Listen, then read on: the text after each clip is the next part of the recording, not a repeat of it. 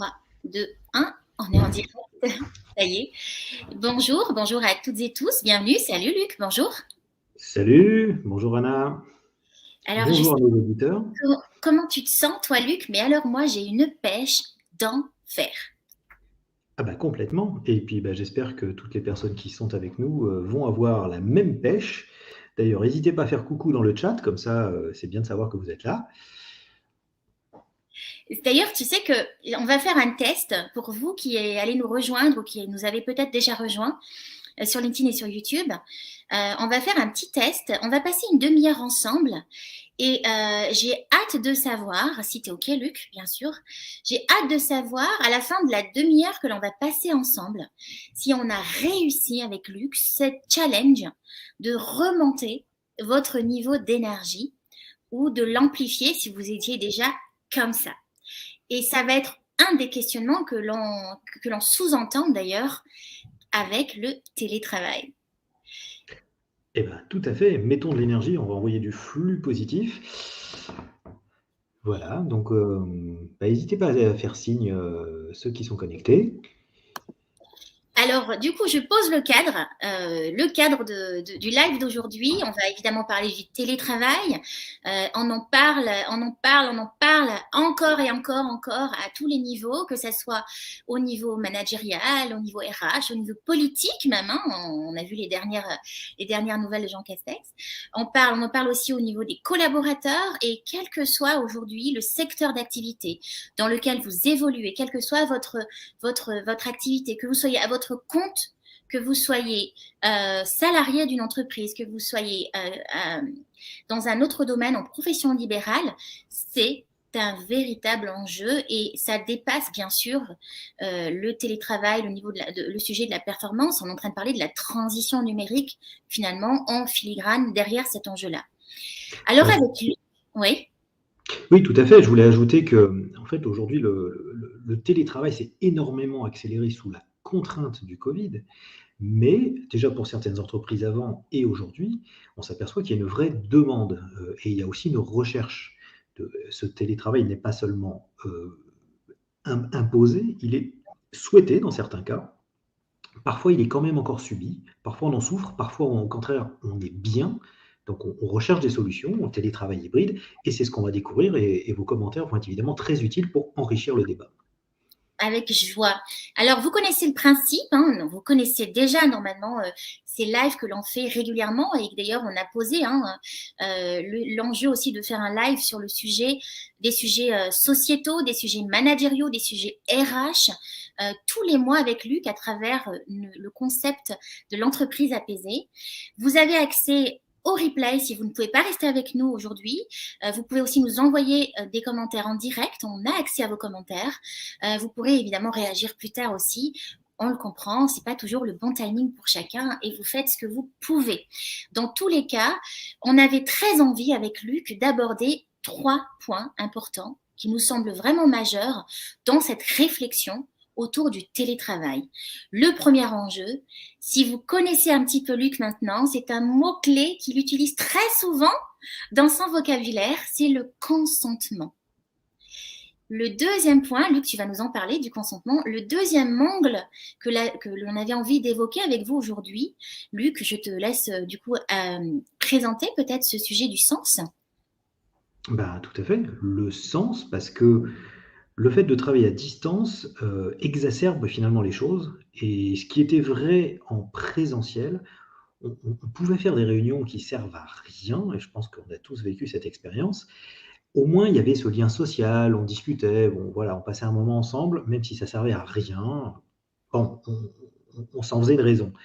En télétravail, c'est juste insupportable. Donc, le sens des interactions va justement prendre tout son sens, c'est le cas de le dire, dans ce contexte. Et le dernier point qui nous semblait aussi important d'évoquer aujourd'hui, durant ce sujet, durant cet échange, c'est bien sûr le management à distance. On accompagne aujourd'hui les organisations sur les différentes strates, les différents niveaux hiérarchiques.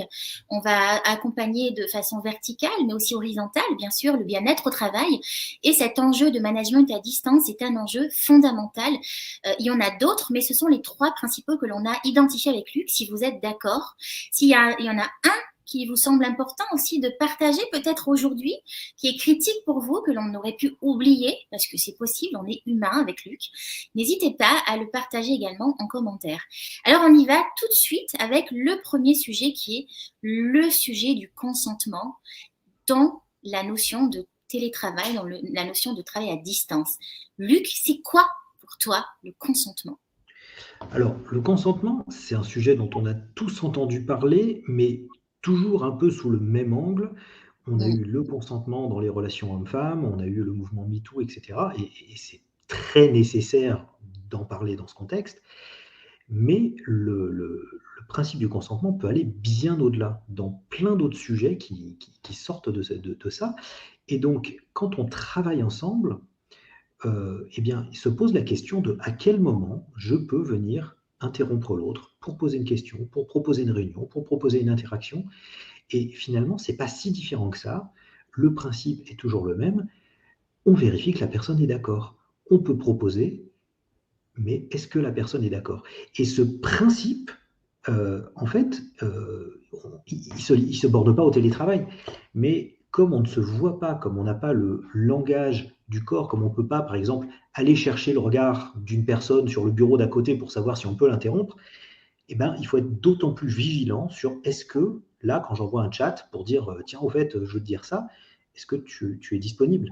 Parce que je n'ai pas les informations contextuelles qui me permettent de le savoir. Donc, je dois être d'autant plus prudent. Oui, c'est important. Salut Olivier, bienvenue à toutes et tous qui nous rejoignaient en direct.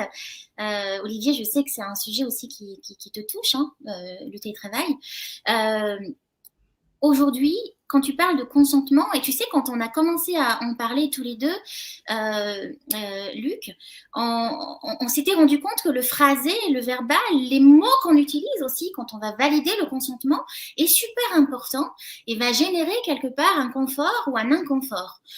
Est-ce que vous avez remarqué, je ne sais pas si vous êtes d'accord avec ce que je suis en train de partager avec Luc, c'est souvent en fait ce qui va se passer, c'est quand on va essayer de demander, on va valider le consentement, on va dire je ne te dérange pas. Et rien que ça, tu te souviens, Luc, quand on en a parlé?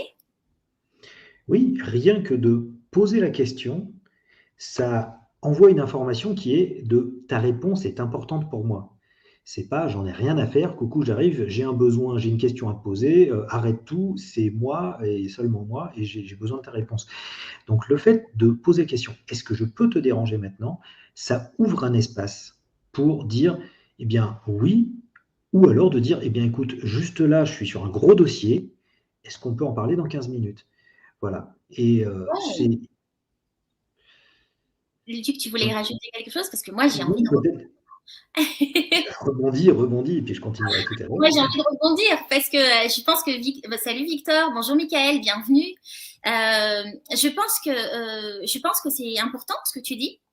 Et je rajouterais une chose, c'est que le mot déranger, moi en tout cas, me perturbe. Moi, si tu m'appelles et que tu me dis je ne te dérange pas, comme je fais partie des profils un peu sensibles et que même au-delà de la sensibilité, un mot, je pense qu'un mot peut être une prison. C'est-à-dire que le mot déranger va impliquer que tu viens quelque part sans me transmettre quelque chose qui va perturber mon confort. Et moi, je changerais presque la tournure de la phrase. Tu l'as proposé la dernière fois.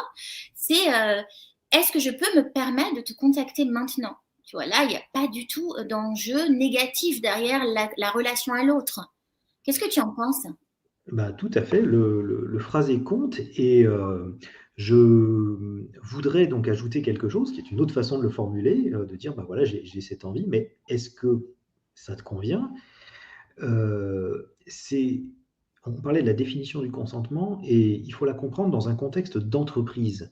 Parce que là, il y a une saveur particulière.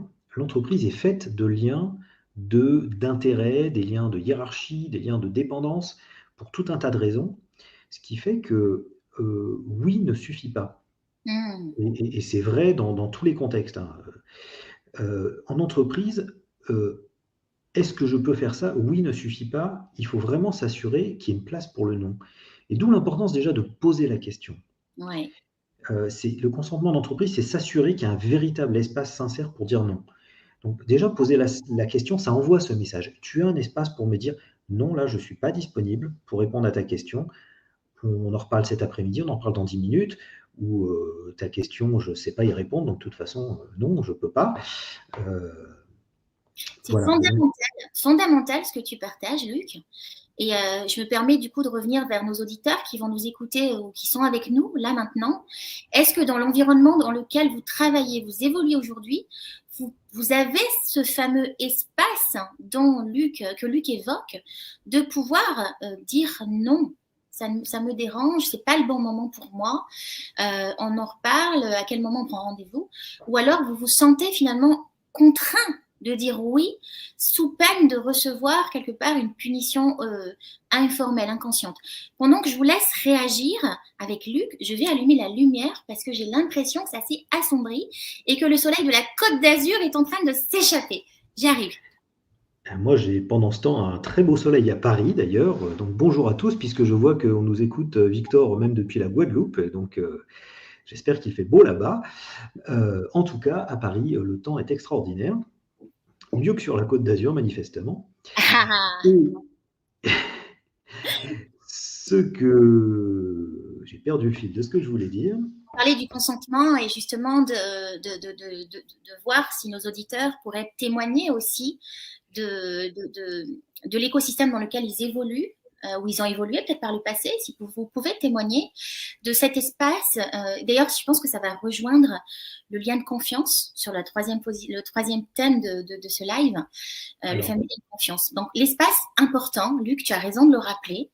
Et un autre point aussi qui me semble important, parce que voilà, si vous découvrez notre approche avec Luc, c'est très important pour nous d'aborder le consentement à travers tous les aspects, c'est-à-dire mental, bien sûr, mais aussi émotionnel et au niveau du corps, de s'assurer que ce consentement, il n'est pas juste là et qu'il est réellement en alignement avec ce qui est important pour vous. Vous comptez, en fait. Vous comptez. Donc, qu'est-ce qui se passe quand finalement on se sent obligé de dire oui, ou au contraire, qu'est-ce qui se passe quand on va entendre un non? Qu'est-ce qui se passe pour nous? eh bien, justement, c'est ce message et cette culture qu'il faut passer, c'est que de dire non, même si ça peut générer une frustration à court terme à l'instant T, de ah, j'avais une question, j'avais besoin de la réponse, et tu vas me dire bah non, Luc, là je suis pas dispo. Oh zut. Mais c'est de comprendre que ça veut dire j'ai confiance en toi. Quand je dis non, je suis pas disponible, il y a quand même ce message, il est très important à percevoir. J'ai confiance dans le fait que j'ai le droit de te dire non, c'est-à-dire que j'ai confiance dans le fait que tu as respecté mon non Mm. ou mon oui. Et ça, c'est un point important. Et là, on parlait de télétravail, évidemment, vous pouvez le transposer donc au monde, comme je disais, MeToo, etc. C'est complètement pertinent dans ce contexte. Et puis, on reviendra peut-être dessus quand on parlera du sens tout à l'heure, mais dans les relations de management, on oublie parfois que si on mettait du consentement dans le management, on aurait beaucoup plus d'implication et de confiance. Parce que, tu veux peut-être ajouter quelque chose à ce stade, Anna, ou je continue? Je fais une pause parce que parfois je parle trop longtemps. Euh, ce qui va se passer, c'est qu'effectivement, on a besoin de créer un lien de confiance et d'écoute. Et évidemment, c'est des thèmes qui nous parlent, puisque vers toi, ton métier, Anna, c'est d'être coach, donc l'écoute, ça te parle. Moi, mon métier de base, c'est d'être masseur, donc l'écoute du corps, hein, c'est ce que tu disais, la tête, le cœur, le corps. Donc forcément, c'est des concepts qui nous touchent beaucoup, l'un comme l'autre, à différents niveaux. Il faut comprendre l'importance de ce lien de confiance et de du coup cet espace qui se crée, un espace où on se sent en sécurité pour dire oui et pour dire non. C'est-à-dire que c'est des deux côtés. On voit régulièrement fleurir sur Instagram, sur LinkedIn, et à juste titre, le fait de apprenez à dire non. Et c'est pas un non de défiance, un non de toi je te veux pas, non je te rejette. C'est un non, j'ai confiance dans le fait que j'ai le droit de dire non. Et ce non, à l'instant T, va permettre beaucoup plus de oui par la suite parce que je suis dans un cadre de confiance, parce que je suis dans un cadre de sécurité. Donc, je recentre sur le télétravail, parce que c'était quand même le thème du jour. Dans le télétravail, on perd donc, comme je disais, une grande couche d'informations informelles. Je ne peux pas croiser le regard de quelqu'un, je ne peux pas voir si la personne est à son bureau ou pas, je ne peux pas voir si elle est en train de manger un sandwich. Donc, il faut vraiment avoir ce réflexe de poser la question, est-ce que je peux te poser une question maintenant, ou je souhaiterais te poser une question, est-ce que tu me le permets? Finalement, ce que ça me renvoie, Luc, quand tu dis je ne suis pas disponible, souvent les personnes qui vont avoir, et je le dis sans aucun jugement, avec beaucoup d'amour et de bienveillance, bien sûr, les personnes qui vont se sentir rejetées, parce que là c'est la blessure du rejet qui rentre en jeu quand il y a une interférence négative, vont l'entendre comme je ne suis pas disponible pour toi. Alors qu'au final, je ne suis pas disponible, c'est je ne suis pas disponible pour ça. C'est deux choses différentes. Et c'est le fameux, d'ailleurs, c'est l'un des accords Toltec, ne pas en faire une affaire personnelle, qui est un des enjeux principaux dans le dev perso. Il y a un deuxième point aussi quand je t'entends, quand je t'écoute, ce que ça me renvoie finalement, c'est, tu sais, dans le télétravail, ce qui va se passer, c'est qu'on a souvent ce petit, la messagerie à côté. Il y a beaucoup de messagerie interne aujourd'hui dans les entreprises. Je l'ai vécu, j'ai bossé 20 ans dans les boîtes. Et en fait, on voit quand tu es occupé, quand tu es en rouge, quand tu es en jaune, quand tu es en vert, ou voire même quand tu es hors ligne. Et là, moi, j'ai vraiment souvent eu la sensation que c'était mal utilisé et que justement, il n'y avait pas l'espace pour être dans le vrai, dans la réalité de la personne, du collaborateur ou de la collaboratrice, parce que il faut faire semblant soit d'être occupé, soit si tu es trop longtemps hors ligne, il faut vite te remettre en ligne pendant un laps de temps. Enfin, je sais pas si je suis la seule à avoir vécu ça, mais quand j'en ai parlé à des collaborateurs à l'époque, c'était ça, quoi. Et j'ose espérer qu'aujourd'hui, on n'en est plus là et que ça a évolué dans le bon sens. Je pense que là aussi, alors j'ai bien aimé tout à l'heure parce que tu as introduit cette visio, ce live en disant je vais poser le cadre. Et ben, c'est justement ce qu'un manager a à faire dans un contexte de télétravail, c'est poser ce cadre. Il y a même des entreprises qui partent dans la rédaction d'une charte de télétravail. Le cadre, c'est il n'y a pas de jugement. Si vous vous mettez en rouge ou si vous vous mettez en hors ligne, etc., je ne vous ferai pas une remarque déplacée de bah alors tu étais à la piscine. Parce que peut-être que vous étiez vraiment à la piscine et pourquoi pas, vous avez cette liberté horaire. L'important, c'est que le travail soit fait. Et peut-être que c'est important, toujours dans ce cadre, de se dire, ben, on va définir finalement des zones dans la journée et on va se mettre tous ensemble autour de la table, de dire, on est une équipe, on a quand même besoin d'avoir des moments d'interaction un peu plus faciles. Donc de dire, voilà, peut-être que dans l'emploi du temps d'une semaine, ça peut être à la journée, ça peut être à la semaine, à chacun de voir, il y a des zones vertes où on va essayer de concentrer les réunions, on va concentrer les appels, etc., les questions, les interactions. On va mettre des zones oranges, on va se dire, on est plus dans des périodes de travail en solo. Si on a vraiment besoin d'une question, on peut tenter de la poser, mais justement en y allant avec beaucoup de précautions de est-ce que je peux me permettre de poser cette question maintenant, alors qu'on est en zone orange. Et puis, troisième point, définir des zones rouges où là, si vous voulez travailler chez vous, ça vous regarde, mais interdiction d'envoyer un chat, un mail ou quoi à qui que ce soit. C'est des moments de déconnexion. Si vous, dans votre cadre personnel, ça vous arrange de travailler à 23 heures, faites-le.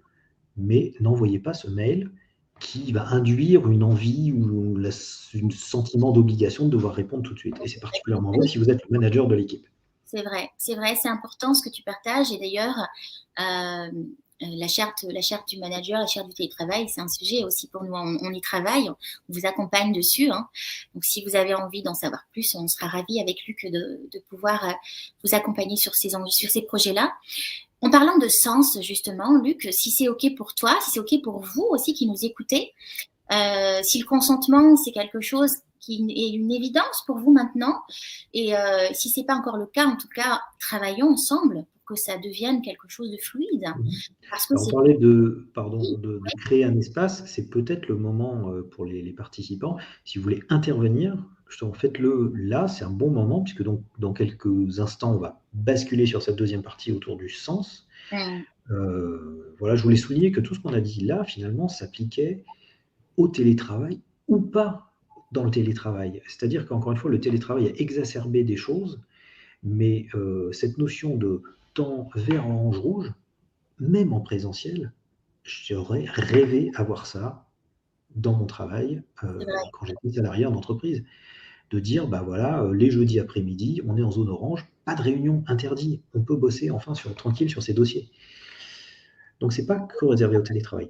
Donc voilà, si vous avez des questions, si vous avez des interventions que vous voulez faire sur la notion de consentement, bah, profitez-en, c'est vraiment le bon moment. Vous pouvez continuer à en faire après dans le chat. Et puis bah, sinon, en effet, Anna, je vais te laisser introduire peut-être la deuxième partie. Oui, on va parler du sens justement et du contresens. J'adore ce jeu de mots.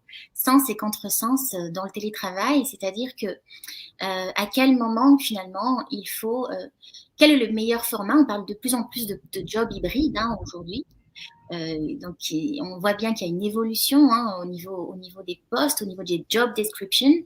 Donc, ce serait intéressant de partager, d'échanger aussi, parce que, encore une fois, on n'a pas la science infuse, on est en train de se positionner dans nos convictions avec Luc, mais on adore se confronter à votre réalité aussi et à vos convictions pour en créer finalement une formule qui convient et qui permet de faire adhérer le maximum de gens, le maximum de l'écosystème. Quel sens donner aux actions présentielles? Quel sens donner aux interactions présentielles quand on se retrouve avec le télétravail? Bah, le premier sens, c'est de retrouver ou de réinventer des rituels dans une équipe. Parce qu'une équipe, elle tient par des rituels. Donc à l'époque où du tout présentiel, eh bien, il y avait le café de 10 heures, il y avait la pause de midi où on allait tous manger ensemble ou pas, ça dépendait. Parfois dans un service c'était ça, dans d'autres non.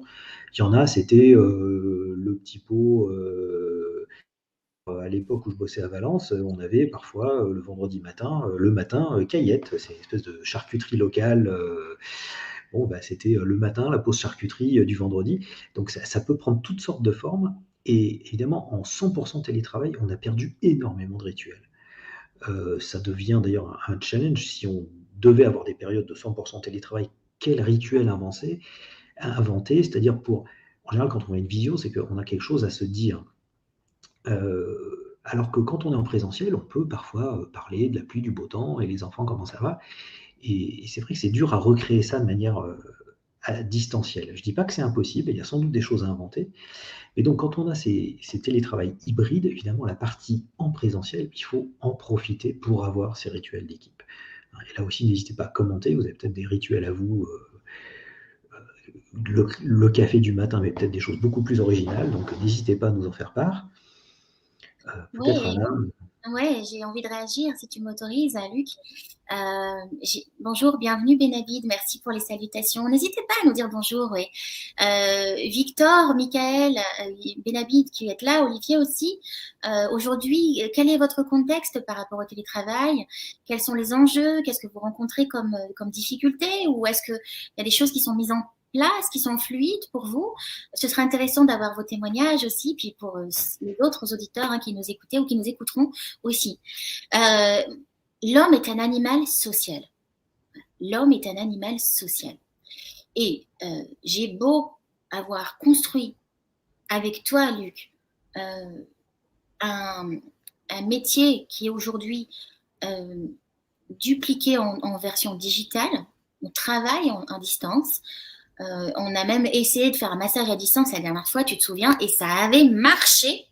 Ça avait Oui, marché. il y a même encore la vidéo sur LinkedIn d'ailleurs. Si vous Ouais, n'êtes pas encore abonné à la page, c'est le moment. voilà, Chère ça Catherine, Oui, ça a marché parce que peut-être aussi parce qu'il y a justement ce fameux lien de confiance, parce qu'on travaille l'énergie avec Luc et qu'aujourd'hui l'énergie, elle va bien au-delà du présentiel. Cela dit, j'ai une conviction, c'est que l'homme est un animal social et qu'il a besoin d'être en interaction physique avec l'autre.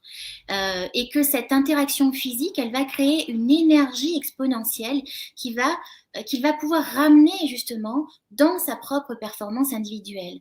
C'est vraiment ce que l'on peut, moi c'est ce que j'appelle la résonance d'une organisation, hein, Luc, tu sais, on en parle souvent tous les deux. La fréquence de résonance d'une organisation, elle va aussi se mesurer par cette énergie cumulée en présentiel. Si aujourd'hui vous allez retrouver des locaux qui sont vides 4 jours sur 5 et que vous allez avoir un collaborateur, 2 collaborateurs, peut-être même le dirigeant qui va se retrouver dans des locaux où il n'y a personne, mais qu'est-ce qui va se passer en fait en termes d'énergie pour cette personne-là? Qu'est-ce qu'il va ressentir? C'est une très bonne question et je pense que très vite d'ailleurs les entreprises vont s'emparer du sujet, puisque déjà par rapport au coût du mètre carré, ces grands bureaux vides, c'est complètement anxiogène d'être seul dans autant avant on se plaignait d'être, trop nombreux dans un open space, maintenant être seul dans un open space, c'est totalement anxiogène. Donc c'est l'occasion peut-être de réinventer des tiers-lieux. Il existe des choses formidables, de se retrouver dans des contextes complètement, différents et de profiter, parce que tu parlais de la résonance d'une organisation, c'est des moments de créativité. Il faut que l'interaction, elle soit utile, pas juste pour se passer des données qu'on aurait pu passer par mail. C'est avoir des moments de créativité, et on en a parlé dans le live précédent. Créativité, c'est le désir d'entreprendre ensemble. Et évidemment, c'est complètement en lien avec cette résonance d'entreprise. Donc, ces moments de présence doivent être à grande valeur ajoutée. De se dire, mais qu'est-ce que je peux faire en présentiel que j'aurais pas pu faire en distanciel? Voilà. Et si c'est oui, bah non, c'est juste parce que voilà, on a dit qu'on serait en hybride, aucun intérêt. Donc faisons ce qui n'est pas faisable en distanciel quand on se voit. Et, et voilà. Et c'est pas forcément des choses très compliquées. Ça peut être parfois de partager un repas, parce que c'est quand même une grande tradition française et qu'il faut laisser perdurer, je pense.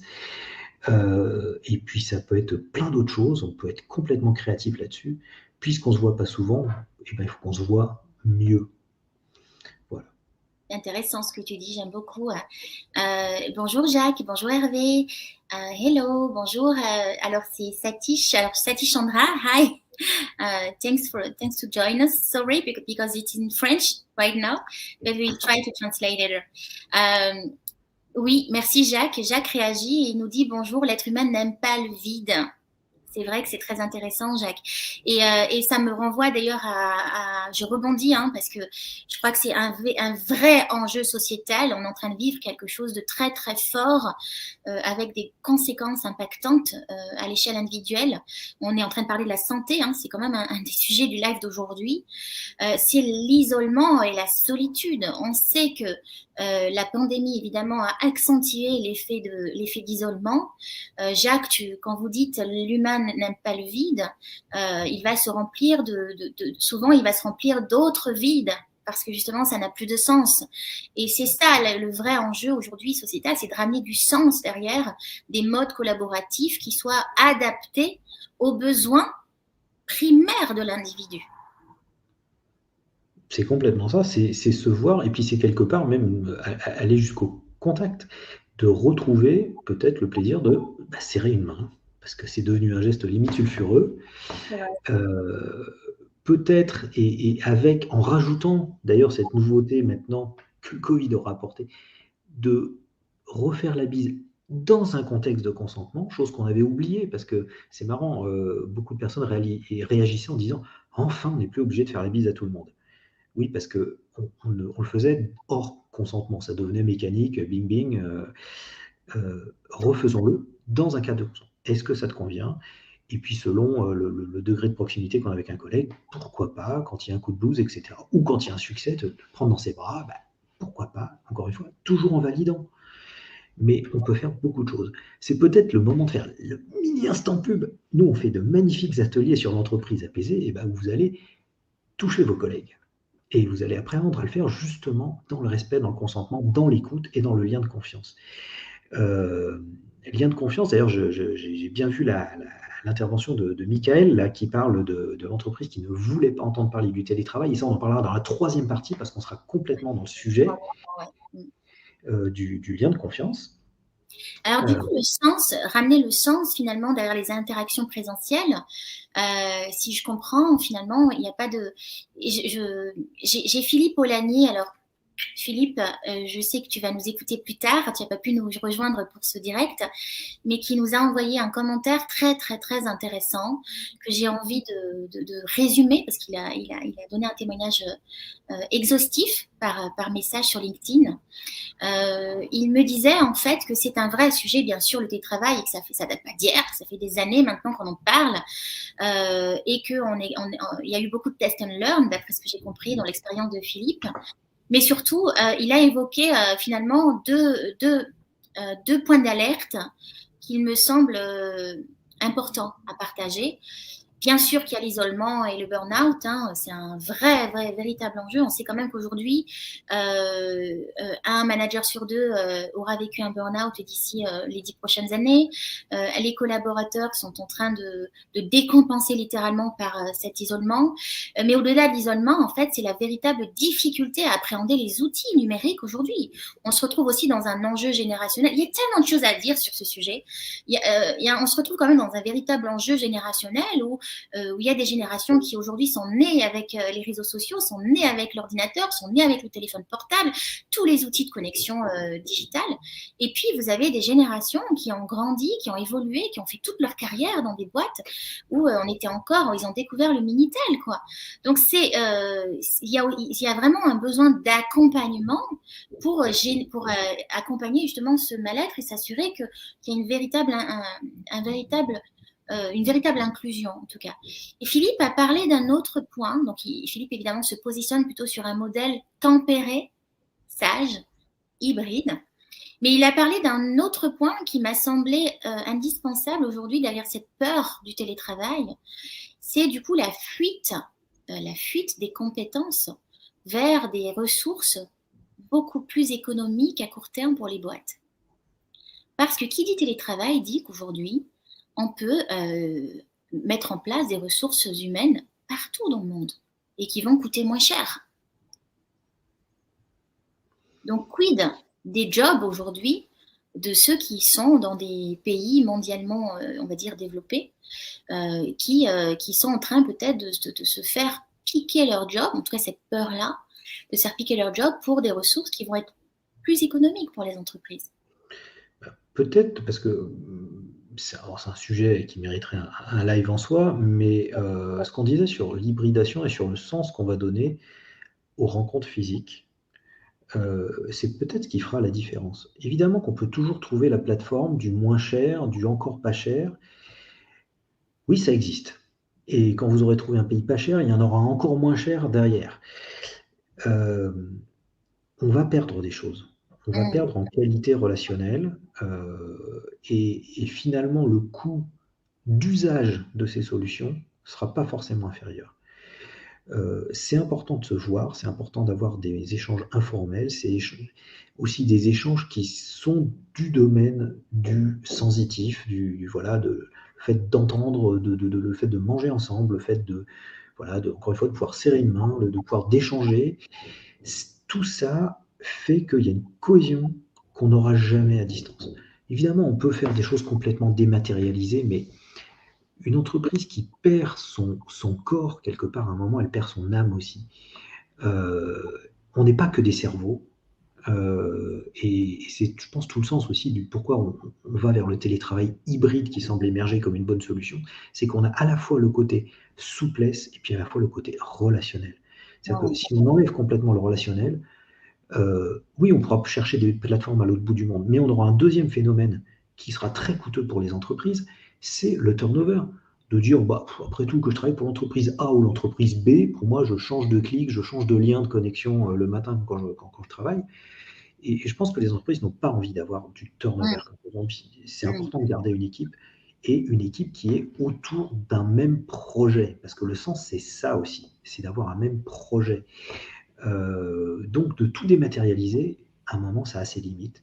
Si on veut garder ses collaborateurs, il faut avoir ces moments proches. Et là, la télé, la plateforme de service du bout du monde, elle est peut-être pas chère, mais en termes de service rendu et in fine en termes de coût d'utilisation, je ne suis pas du tout sûr qu'on soit gagnant sur le long terme. Absolument, ouais, ça me parle et visiblement ça résonne aussi pour ceux qui nous écoutent. Il y a Jacques qui fait un retour sur le point de vigilance justement de la ressource pas chère. Attention, et sans parler de compétences, le collaborateur a besoin des échanges sociétaux pour être aussi performant. Absolument en phase avec vous, Jacques, Luc et moi. Merci pour votre commentaire. Hervé aussi qui nous parle du sens de l'engagement. Je me permets de partager votre commentaire, Hervé, parlant du sens de l'engagement, de la valeur du travail, de l'art de vivre à la française. Absolument, c'est un véritable enjeu que vous partagez aussi là, Hervé, quand vous parlez finalement de qu'est-ce qui va être important pour les générations futures.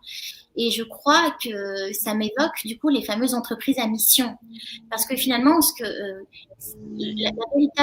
peut-être que le télétravail aussi pose la question du sens de la mission de l'entreprise, parce que le comment, le télétravail finalement, c'est un comment. Comment on va répondre à cet enjeu de mission? Aujourd'hui, une entreprise à mission va être évidemment tournée autour du sens. Et qui dit sens dit inclusion autour du sens, dit reconnaissance autour du sens. Et quid finalement de cette capacité à accompagner, à transmettre le sens sans le présentiel? À contrario, une entreprise qui évolue autour d'une performance quanti, j'ai envie de dire, sans forcément se poser la question du sens ou de la mission. Du coup, son objectif est plutôt court-termiste, j'ai envie de dire. Elle n'est pas forcément amenée à être pérenne, mais c'est OK si c'est son intention. Et peut-être que là, dans ces cas-là, toutes les solutions low cost de télétravail sont une solution à court terme. Qu'est-ce que tu en penses? Moi, je pense qu'il ne devrait pas y avoir d'entreprise sans mission. Ok, il y a un statut juridique en France qui décrit un certain nombre d'entreprises, mais une entreprise qui n'a pas de mission, qui est juste là pour générer du cash, ça dure qu'un temps. Et je pense que le Covid a été un sacré réveil matin pour beaucoup de gens, justement pour dire mais pourquoi je viens travailler le matin? Ou pourquoi maintenant je me lève de mon lit jusqu'à la table à côté où j'ai mon PC posé dessus? Pourquoi je vais faire ça? Et les entreprises qui n'ont pas de sens et subissent un désengagement mais massif. Aux États-Unis, c'est, je crois, la statistique, 4 millions d'employés qui ont démissionné de leur job en disant mais je ne comprends pas pourquoi je travaille ou je vais aller vers un job meilleur, ça n'a plus de sens pour moi. Donc une entreprise qui essaie de vivre sans mission, moi je ne prendrais pas les actions personnellement. C'est vrai, et tu vois, si le commentaire de Jacques et d'Hervé aussi m'amène à une réflexion, c'est vrai que c'est une véritable, je pense que c'est un enjeu sociétal, c'est un enjeu politique de comprendre qu'est-ce que les nouvelles générations, en tout cas, qui sont dans leurs études aujourd'hui, qui vont sur le marché dans les 10 prochaines années. On sent qu'il y a quand même une évolution du besoin, c'est-à-dire que la valeur que tu évoquais, Hervé, j'ai presque la sensation qu'aujourd'hui, ils sont en train de se nourrir, ils ont envie de se nourrir autrement que par le travail, et que du coup, le travail va être un comment, finalement, un moyen de se réaliser autrement. Et du coup, si ça devient un moyen, le sens est en train de se transférer, se transposer sur autre chose. Donc, je crois que c'est un véritable enjeu des boîtes, des dirigeants, des managers, des créateurs d'entreprises, des créateurs d'idées, de se demander finalement si ils ont envie aujourd'hui d'amener du sens pour ces générations futures, ces générations présentes, de moins de 25 ans, de moins de 30 ans, ou alors ils sont OK finalement pour exister. Et c'est OK aussi pour être un moyen de nourrir le sens autrement. Merci, Michael, c'est ce que je fais. Oui, alors je vais peut-être rebondir justement sur l'intervention de Michael parce que je fais un peu le timekeeper. Il faut que doucement on bascule sur la troisième partie parce qu'on a parlé de la partie consentement qui, encore une fois, a toute sa vie en dehors du télétravail mais qui a été exacerbée par le télétravail. On a parlé du sens, exactement la même logique.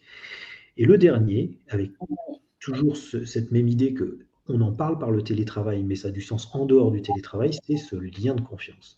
Puisque tout à l'heure, Michael nous disait, mon ancienne entreprise ne voulait pas entendre parler du télétravail. Et généralement, pourquoi les entreprises réagissent comme ça. Et j'ai travaillé dans une qui était restée calée dans les années 80 pendant quelques mois. Et c'est exactement cette expérience, télétravail impossible. Ils voulaient voir les gens, ils voulaient s'assurer qu'ils travaillent. Ils n'avaient pas confiance dans leurs employés. C'était l'idée qu'en télétravail, le chef est loin, les souris dansent, on ne peut pas contrôler ce qui se passe, etc., etc. Et là, ça va poser des questions sur le management, encore une fois, des questions qui ont tout leur sens en dehors du télétravail, mais qui ont été exacerbées par le télétravail. C'est que si on évolue dans un contexte managérial d'hyper-contrôle, de micro-contrôle, de bon, le petit objectif de la journée, la petite donnée, le machin, eh ben, c'est plus possible en télétravail parce que ceux qui fonctionnaient comme ça ont été obligés de multiplier à l'infini les réunions, les reportings, etc. Et c'est arrivé, hein, puisque moi j'ai plein de collègues ou d'anciens collègues ou de connaissances qui disent, mais au début, ils ont été submergés de travail, alors que le télétravail leur offrait parfois jusqu'à 2 heures de temps de plus économisé sur les transports, qui étaient complètement submergés parce que les managers qui étaient dans le micro-contrôle, dans l'hyper-contrôle, perdaient complètement les pédales par rapport à ça. Donc il faut complètement changer de modèle. Repenser c'est quoi le management d'une manière générale et encore plus particulièrement quand on n'a pas le choix dans un cadre de télétravail, c'est être clair sur le cap. Et je pense qu'un manager, déjà, s'il arrive à être clair là-dessus, il a déjà fait les trois quarts de son travail. Ouais. Le cap, le cadre, les valeurs. C'est-à-dire que derrière, on va être capable, en tant qu'employé, de prendre des initiatives, d'auto-évaluer si ce qu'on fait, ça correspond au cap, si ça correspond aux valeurs. Et donc, ça donne une énorme autonomie. Et du coup, ça fait le lien avec notre premier sujet de consentement. Une fois qu'on est clair sur le cap et les valeurs, on peut être beaucoup plus dans la proposition, pas de dire je veux que tu fasses ce dossier, mais de dire j'aimerais te proposer ce dossier, mais aussi de laisser l'espace pour que l'employé dise écoute, ce dossier, je ne me sens pas très bien dessus, moi j'aimerais plutôt travailler sur ça qui est en lien avec le cap et les valeurs, et finalement d'arriver à quelque chose de beaucoup plus interactif, que chacun se positionne. Alors, donc, on a évidemment besoin d'un cap, justement, parce qu'on ne peut pas juste être open bar, chacun fait ce qu'il veut, ce serait l'anarchie. Cap, valeur, intention, tout ça, qui va permettre de dire, OK, dans ce cadre, eh ben, proposez des initiatives, ce sera votre projet, votre envie, votre idée, vous serez autonome pour le faire. Vous ne serez pas obligé de submerger la boîte mail de votre manager de chef, je te mets en copie de chaque mail que je fais, juste pour être sûr que si ça ne va pas, non, le lien de confiance, il est dans les Non. deux sens. Mais là, du coup, Luc, tu renvoies finalement le questionnement sur, comment dire ça, alors j'aime pas le mot pathologie, mais les difficultés personnelles de chacun des collaborateurs, parce que finalement, dans l'hyper-contrôle, hein, qui est quand même un héritage de post-45, hein, l'hyper-contrôle, c'est le manager qui peut être hyper contrôlant, on peut s'interroger sur le pourquoi il est comme ça, comment on peut l'amener finalement à lâcher prise sur ses peurs à lui, parce que si tu es dans l'hyper contrôle, c'est que quelque part tu as une peur. Voilà. Donc ça c'est le premier point. Et puis dans l'autre sens, ça me renvoie aussi du coup à accompagner le collaborateur à prendre davantage confiance en lui, à s'autoriser aussi à s'exprimer avec plus de largeur, à s'exprimer dans ses potentialités, sans avoir peur, sans avoir besoin tout le temps de demander si c'est OK et si c'est la bonne ligne de conduite, à partir du moment où la vision est claire, le cap est clair, ce que tu dis. C'est ça. Si on peut auto-évaluer si on est dans les clous, eh ben, ça donne une énorme liberté. Voilà. Et j'ai eu la chance de vivre ça, moi, dans ma carrière, à une époque où je travaillais au Mexique, et c'était avant Internet, les emails et tout ça. On n'avait pas de moyens de communication facile à l'époque. Je partais 3 semaines en tant que jeune ingénieur. J'avais pas de lien possible avec mon manager. Mais comme il était hyper clair sur ses valeurs et son cap, je pouvais prendre plein d'initiatives au niveau de l'usine, faire mon reporting 3 semaines après, et ça se passait bien. Et puis il y avait une autre chose, parce que la confiance, elle s'installe aussi dans le droit à l'erreur. Très important. On ne passe pas assez de temps pour féliciter les gens pour les initiatives qu'ils ont prises, même si ça a planté. Une initiative qui est conforme au cadre et aux valeurs et qui plante, mais bravo, Ouais, bravo, parce que celui qui n'a jamais tenté se plantera jamais. Ou celui qui s'est jamais planté, c'est qu'il a sans doute jamais tenté. Quelqu'un qui réussit tout ce qu'il fait, ça n'existe pas. Donc, encourager la prise d'initiative, encourager de se planter, c'est pas grave. Se planter, c'est un chemin vers le succès. Ça fait partie du chemin vers le succès. Et ça, c'est très important dans le lien de confiance. Voilà. Donc, si on dit, voilà, enfin, vas-y. pardon. J'entends aussi, du coup, quand même un besoin de responsabilisation et d'autonomisation parce que, ok, c'est super, et moi je te challenge un peu, hein, pour le coup, c'est aussi mon rôle.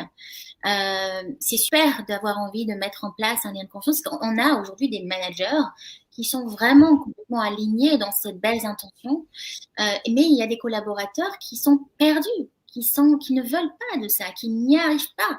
Et du coup, ça va générer un surstress parce que c'est hyper anxiogène de se retrouver du jour au lendemain à devoir créer son comment, tu vois. Donc moi, Mhm. j'entends aussi derrière, finalement, des vrais enjeux d'autonomisation et de responsabilisation qui sont des compétences, des soft skills à développer, hein, dans le talent managérial. Qu'est-ce que tu en penses? Ah ben, complètement. Je rebondis parce que je vois l'intervention Ouais, d'Hervé là dans le chat qui est hyper intéressant parce qu'il va complètement dans ce sens-là, de dire ça s'est fait tellement vite qu'on n'a pas eu le temps de se préparer. Oui, c'est vrai, la transition a été brutale. Et donc maintenant, il faut rattraper. Il y a beaucoup d'entreprises qui sont encore un peu perdues. Moi, j'en ai vu il y a encore pas longtemps qui effectivement se cherchaient même pour rédiger justement une charte de télétravail, pour imaginer rédiger une charte de management. Là, j'ai entendu très peu d'entreprises se lancer là-dedans, tant le chantier peut sembler complexe. Bah, là encore, je vais renvoyer sur finalement les ateliers qu'on propose en entreprise parce que on va l'aborder pas par des grands schémas, des slides, etc. On revient à une vérité, c'est qu'une entreprise, c'est un être vivant, c'est un corps, c'est comme votre corps humain. Et puis, quand on parle du corps humain, ce qui est bien, c'est qu'on a tous à peu près le même. Il fonctionne pareil, qu'on soit ici en France, qu'on soit à l'autre bout du monde, peu importe les cultures, peu importe le métier qu'on fait, on a un corps qui marche pareil.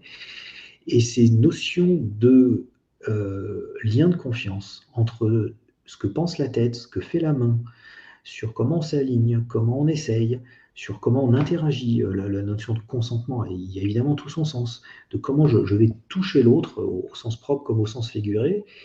Euh, Tout ça, c'est intéressant de l'explorer sous un angle qui soit justement différent, parce que on tombe sur l'écueil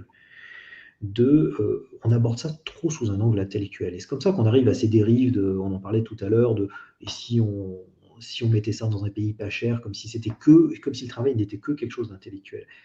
Le travail, c'est quelque chose d'émotionnel, c'est quelque chose de vibratoire, je crois que tu l'as dit, c'est quelque chose de sensoriel. Et quand on aborde ces points, et c'est vraiment ce que on construit ensemble, Anna, avec nos ateliers, nos interventions d'entreprise, et ce qu'on espère vraiment décoller très très fort l'année prochaine, c'est ça, c'est de prendre tous ces aspects-là en compte, et ça va permettre de répondre à ces craintes. Le manager qui est dans l'hyper-contrôle, il a peur de quoi finalement? Il a peur de s'il ne fait pas ça, à quoi servirait-il? c'est Voilà, ça. la réponse, on l'a déjà un petit peu pointé tout à l'heure. Il servira à donner un cap. Et c'est tellement important, et c'est tellement pas toujours fait. Dans combien de cas on a plein d'objectifs court terme, mais on n'a pas de cap. Donc, il y aura toujours besoin de managers dans le futur, mais autrement. Finalement, en fait, on va prendre encore 5 minutes. Si vous pouvez rester avec nous encore 5 minutes pour nous accompagner sur la clôture de ce live. Euh, Finalement, en fait, la problématique, les problématiques, les enjeux liés au télétravail aujourd'hui ne font que cristalliser, amplifier les enjeux déjà existants dans les entreprises. Bah, c'est complètement ça, hein. Je crois que toutes les thématiques qu'on a abordées aujourd'hui, on a parlé de consentement, on a parlé de sens, on a parlé de lien de confiance. Oui, C'est vrai en télétravail, c'est vrai en présentiel, c'est vrai dans d'autres domaines que le travail. On disait le consentement, ça existe dans le mot est vraiment émergé dans le contexte de MeToo, les relations hommes-femmes. Bah, tous ces thèmes ont complètement leur place là-dedans. Voilà, et c'est vraiment quelque chose d'universel. Et donc, moi, je suis vraiment très impatient de rencontrer des entreprises, de vivre ça avec eux, de leur faire vivre, puisque encore une fois, on a deux métiers, Anna et moi, qui sont complémentaires. On est dans l'écoute, on est dans le lien, que ce soit le lien de l'esprit, du cœur, du corps. Je pense qu'à nous deux, on complète à peu près les 3 points, et de vraiment passer dans toute cette palette de liens et de niveaux de connexion qu'il peut y avoir entre deux personnes, ou entre deux entreprises, ou entre une entreprise et une personne, etc. Donc voilà, moi je suis vraiment impatient d'explorer ça, de faire découvrir ça, parce que notre univers, il est fait pour être partagé, il est fait pour être déployé, que tout le monde puisse y avoir accès. Et on va peut-être... Ouais, j'ai hâte aussi parce qu'en fait, je réalise que c'est un véritable enjeu que l'on vit. Hein, on le vit aussi individuellement en tant qu'entrepreneur avec Luc. On adore se voir quand on peut se voir. Moi, je suis dans le sud et lui à Paris. Mais on sait que c'est important de créer ces espaces présentiels. On le fait parce qu'on a identifié tous les deux que c'était indispensable. D'autant plus qu'on travaille quand même sur le corps. Donc, c'est important aussi d'être réellement connecté. Sinon, on est en train de prêcher quelque chose qui ne nous convient pas. Et puis, il y a un deuxième point aussi, c'est OK, moi je sens quand même qu'il y a beaucoup d'organisations aujourd'hui qui sont qui sombrent en fait, et qu'il y a un véritable mal-être qui est en train de s'amplifier, et que c'est pas trop tard en fait pour ajuster.